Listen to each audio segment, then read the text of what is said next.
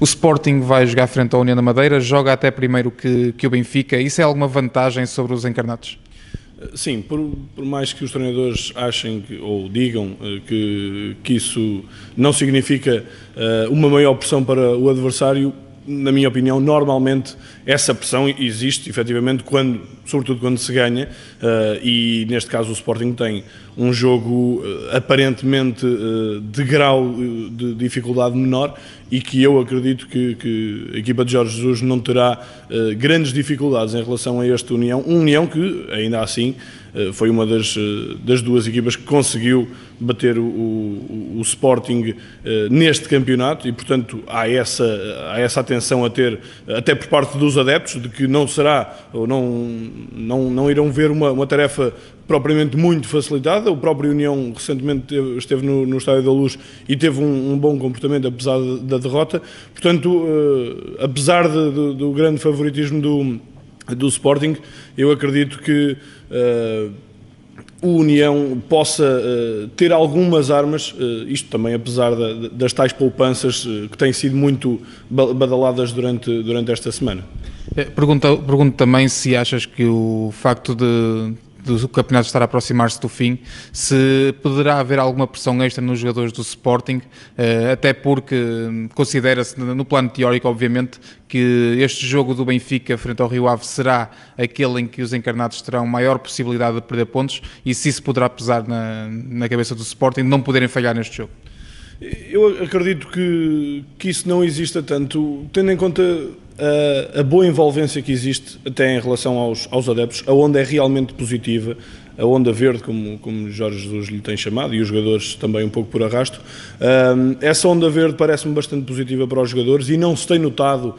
que exista de facto essa pressão extra nos jogadores, porque de facto o caudal é bom, é positivo esta época, no caso do Sporting, porque é melhor do que na época passada. A equipa está efetivamente a lutar pelo título até ao fim, era aquilo que era o grande objetivo do Sporting para esta época, e portanto parece-me que essa pressão até pode existir mais do lado do Benfica, tendo em conta que no passado mais recente, nos últimos, digamos em 2016,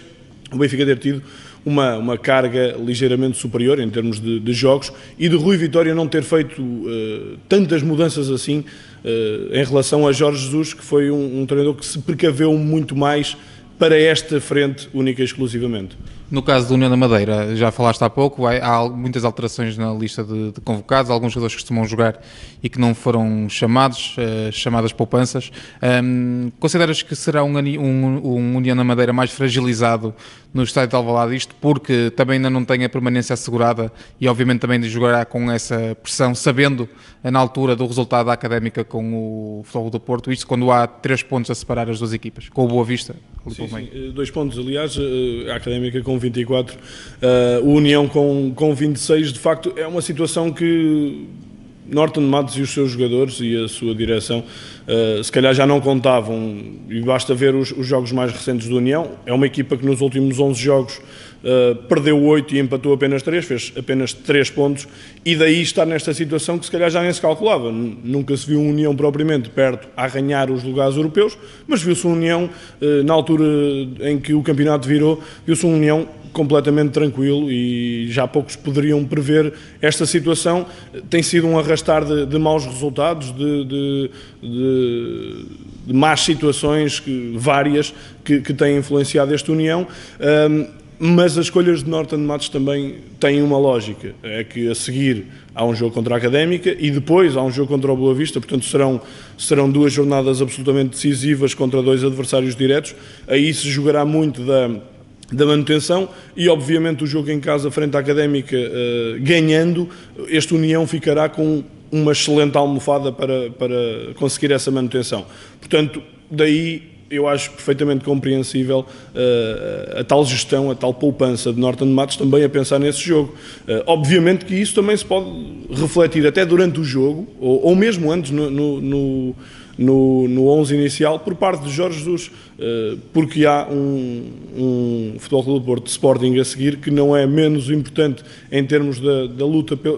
do Sporting, e portanto também será curioso neste jogo perceber até que ponto é que os dois treinadores vão gerir o seu plantel, o seu grupo, atendendo ao que aí vem, que evidentemente, por mais que digam que não, conta sempre.